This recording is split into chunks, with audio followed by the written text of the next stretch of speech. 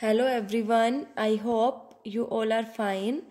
आज हम 12th Indian economy में हमारा नेक्स्ट टॉपिक स्टार्ट करेंगे, जो कि है the state of infrastructure in India.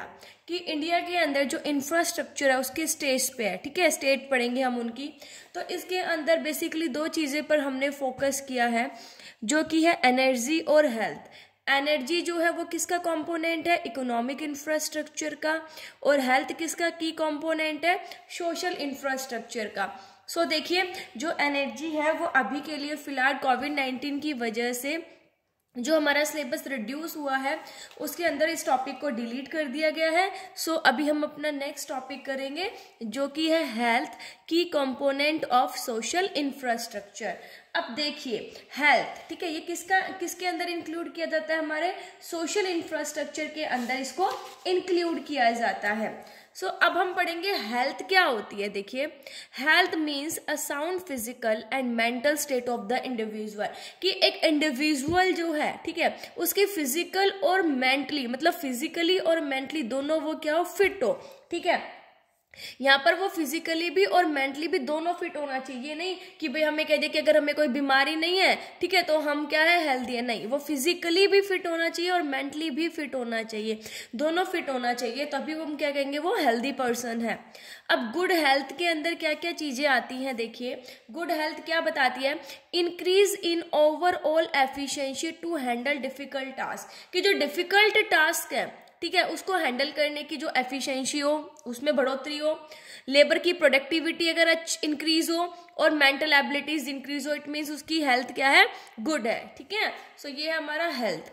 अब हम पढ़ेंगे कि इंडिपेंडेंस के बाद में कौन कौन सी हेल्थ सर्विसेज जो है उनका डेवलपमेंट हुआ, ठीक है। सो देखिए, डिक्लाइन इन डेथ रेट, जो डेथ रेट है वो भी क्या हुआ? कम हुआ। अब देखिए 1951 के अंदर जो डेथ रेट था वो था 27 पर 1000, ठीक है। पर 1000 पे कितना था? 27। लेकिन वो 2017 के अंदर कितना हो चुका है? 6.3 पर 1000। सो देखिए डेथ रेट जो है वो भी काफी कम हुआ है। उसके बाद है इन्फेंट मोरालिटी रेट। अब इन्फेंट मोरालिटी रेट क्या होता है? देखिए, मतलब जहां पर 1 साल के, मतलब अप टू 1 साल के बच्चे की जब डेथ हो जाती थी, ठीक है, मतलब जैसे 2 महीने का, 3 का, 4, मतलब 1 साल तक, तो इन्फेंट मोरालिटी जो रेट है, मोर्टेलिटी जो रेट है वो भी काफी कम हुआ है। तो हम कह सकते हैं कि जो इन्फेंट मोर्टेलिटी रेट जो है वो 1951 में था 146 पर 1000। पर 1000 पे कितना था? 146। और अब 2017 में कितना हो गया? ओनली 32 हो गया है, कम होकर पर 1000 पे। देखिए 146 से कितना हो गया? 32 हो गया पर 1000 पे। तो जो इन्फेंट मोर्टेलिटी रेट है वो भी क्या हुआ है? रिड्यूस हुआ है इसके बाद, इंडिपेंडेंस के बाद। उसके बाद है rise in expectancy of life. Life की जो एक्सपेक्टेंसी है वो भी काफी इंक्रीज हुई है। पहले ये एक्सपेक्ट किया जाता था 1951 में कि जो एक पर्सन है उसकी लाइफ ओनली 32 ईयर्स होती है, बट 2017 में बढ़कर कितनी हो गई है? 69.4 ईयर्स, ठीक है। क्यों? मेडिकल फैसिलिटीज इंक्रीज हो गई हैं, ठीक है, हेल्थ फैसिलिटीज इंक्रीज हुई हैं, तो जो एक्सपेक्टेंसी ऑफ लाइफ है वो भी काफी इंक्रीज हुई है। फिर है कंट्रोल ओवर डेडली डिजीज। जैसे डेडली डिजीज है जिनकी अब वैक्सीन बन चुकी है, ठीक है, वो भी कंट्रोल में आए। डेडली डिजीज कौन से थे? जैसे malaria, tuberculosis, cholera, small pox, ये भी सारे कंट्रोल में आ चुके हैं। Decline in under 5 mortality rate. अब देखिए अंडर 5 मोर्टेलिटी रेट जो है, ठीक है, अंडर 5 साल तक के, ठीक है, तो अंडर 5 जो मोर्टेलिटी रेट है वो भी काफी कम हुआ है। 1960 के अंदर ये था 248 पर 1000, पर अगर हम 2017 की बात करें तो ये हमारा हो चुका है 39 पर 1000। सो देखिए जो अंडर 5 मोर्टेलिटी रेट है वो भी काफी कम हुआ है। तो हम कह सकते हैं कि इंडिपेंडेंस के बाद में हेल्थ सर्विसेज काफी डेवलप हुई, ठीक है, जिससे डेथ रेट कम हो गया, इन्फेंट मोर्टेलिटी रेट कम हुआ, एक्सपेक्टेंसी ऑफ लाइफ बढ़ी, जो डेडली डिजीज है वो भी काफी कंट्रोल में हुए, और जो अंडर 5 मोर्टेलिटी रेट है वो भी काफी कम हुआ। चलो हम देखते हैं कि हेल्थ सर्विसेज जो है वो कैसे कैसे कितनी कितनी एक्सपैंड हुई। देखिए मेडिकल कॉलेजेस 1951 में थे 28 और 2017 में बढ़कर हो गए हैं 460। डिस्पेंसरीज एंड हॉस्पिटल्स 1951 में थे 9209, लेकिन अब 2017 तक हो चुके हैं 55,223। उसके बाद कम्युनिटी हेल्थ सेंटर जिसे हम CHCs भी कहते हैं, प्राइमरी हेल्थ सेंटर जिसे हम PHCs भी कहते हैं, और सब सेंटर्स, ये 1951 में थे 725 और यहाँ पर देखिए आप 18,75,057 हो चुके हैं। हॉस्पिटल्स में नंबर ऑफ बेड्स थे पर 10,000 पॉपुलेशन पर 1951 में थे 3.2 और यहाँ पर हो चुके हैं 13,76,023।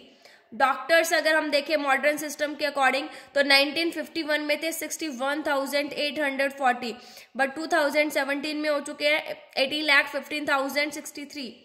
अब देखिए नर्सिस पहले थी 18,054, 2017 में हो चुकी है 28,21,815। नंबर ऑफ डॉक्टर्स पर 10,000 पॉपुलेशन 1951 में थे 1.7 बट 2017 में हो चुके हैं 13.96। तो ये हमारी हेल्थ सर्विसेज का एक्सपेंशन है। देखिए हेल्थ सर्विसेज जो है वो काफी क्या हुई है, डेवलप हुई है। ठीक है, हेल्थ सर्विसेज का डेवलपमेंट हुआ है जिसकी वजह से ही हम कह सकते हैं कि डेथ रेट कम हुआ, इन्फेंट मोर्टेलिटी रेट कम हुआ, एक्सपेक्टेंसी ऑफ लाइफ इंक्रीज हुई, जो डेडली डिजीज है उन पर कंट्रोल किया गया, उनके वैक्सीन बन चुकी हैं और जो अंडर 5 मोर्टेलिटी रेट जो है वो भी काफी कम हुआ। ठीक है, देखिए to improve health facilities to its citizens government announce national health policy 2017। देखिए अपने सिटीजन्स की हेल्थ फैसिलिटीज को इम्प्रूव करने के लिए गवर्नमेंट ने नेशनल हेल्थ पॉलिसी 2017 भी अनाउंस की। Government has launched Ayushman Bharat national health protection mission to provide health insurance of ₹5 lakh per family per year to poor households in the country। Government ने Ayush Bharat launch किया। देखिए national health protection mission था, इसके according क्या था कि जो पुअर हाउस होल्ड्स है उनको पर फैमिली पर ईयर 5 लाख का इंश्योरेंस जो हेल्थ इंश्योरेंस जो है वो प्रोवाइड किया गया।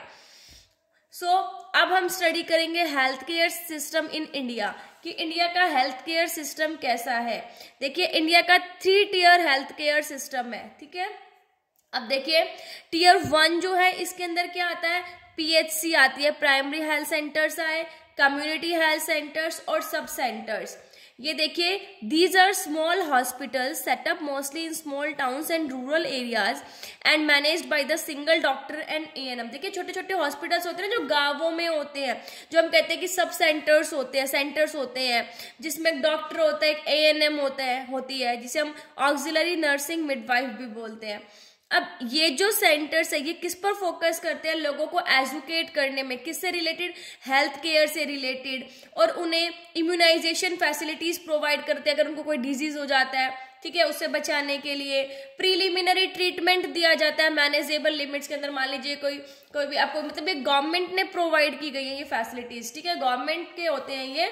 अब यहाँ पर आपको थोड़ा मोटा जो ट्रीटमेंट है वो भी यहाँ पर दिया जाता है। ये था हमारा फर्स्ट टियर 1 जिसके अंदर PHCs और CHCs और सब सेंटर्स आते हैं, जो छोटे छोटे हॉस्पिटल्स होते हैं, मोस्टली गांवों में होते हैं ये, जिनमें एक सिंगल डॉक्टर और ANM होते हैं। ये लोगों को एजुकेट करते हैं हेल्थ केयर से रिलेटेड, उनका ट्रीटमेंट भी करते हैं पेशेंट्स का। ठीक है, मैनेजेबल लिमिट्स के अंदर। ये हमारा टियर 1। सेकेंड है हमारा टियर 2, इसके अंदर आते हैं सेकेंडरी हेल्थ केयर इंस्टीट्यूशंस। ये इंस्टीट्यूशंस जो है ये अपग्रेडेड किए गए PHC के कंपैरिजन में।